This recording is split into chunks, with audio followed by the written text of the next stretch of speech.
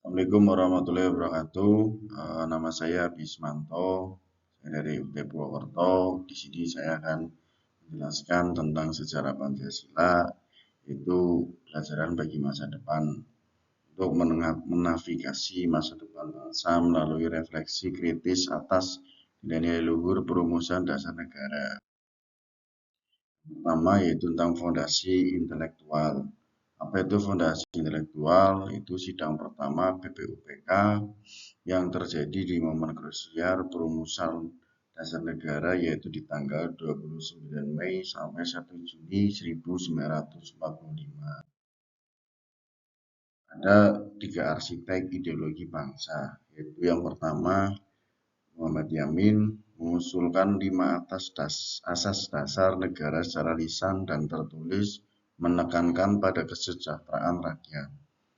Yang kedua, Dr. Supomo menawarkan teori negara integralistik, persatuan antara pemimpin dan rakyat tanpa diskriminasi.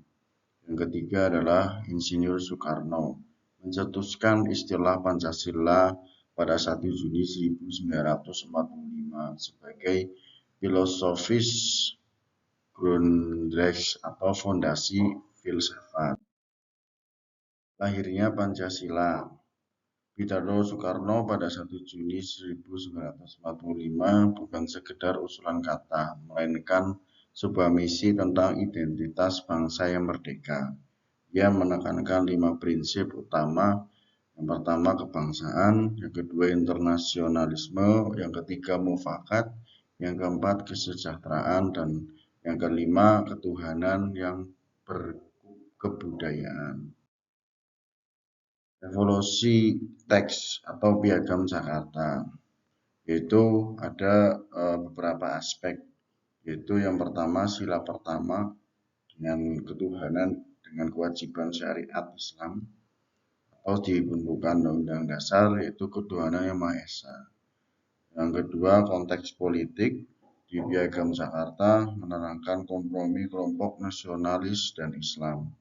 Di pembukaan Undang-Undang Dasar 1445, konsensus nasional demi persatuan. Yang ketiga, dampak sosial, berpotensi eksklusivitas agama. Secara di pembukaan undang-undang, inklusivitas bagi seluruh rakyat Indonesia. Konsensus nasional sidang PPKI, penyempurnaan demi eksistensi Indonesia sebagai negara kesatuan. 7 kata yang mengubah sejarah, yaitu penghapusan klausa syariat Islam dalam bukti nyata kebijakan para pendiri bangsa. Mereka rela meninggalkan ego kelompok untuk memastikan saudara-saudara dari Indonesia Timur tetap menjadi bagian dari Republik Indonesia. Pelajaran kompromi. Sejarah Pancasila mengajarkan generasi muda bahwa negosiasi dan toleransi aktif adalah kunci stabilitas bangsa. Para tokoh bangsa tidak mengedepankan kekerasan saat berbeda pendapat, melainkan dialog yang mengutamakan kepentingan kolektif di atas kepentingan pribadi. Pelajaran yang kedua tentang kapasitas intelektual. Pertama, wawasan luas. Apa itu wawasan luas? Itu pendiri bangsa adalah pembelajar dulu yang menguasai berbagai literatur dunia untuk merancang masa depan. Yang kedua, debat beradab. Perbedaan pendapat adalah ruang dialektika untuk mencari solusi terbaik, bukan ajang saling menghujat. Yang ketiga, visi jangka panjang.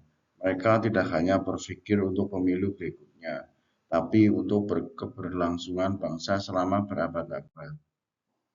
Internalisasi Pancasila di era digital. Tantangan ideologi semakin kompleks. Relevansi Pancasila harus ditingkatkan melalui aksi nyata. Kesimpulan, Pancasila adalah tindakan. Bagi generasi muda, menghargai sejarah berarti melanjutkan perjuangan dengan kreativitas dan integritas. Terima kasih, sekian dari saya. Wassalamualaikum warahmatullahi wabarakatuh.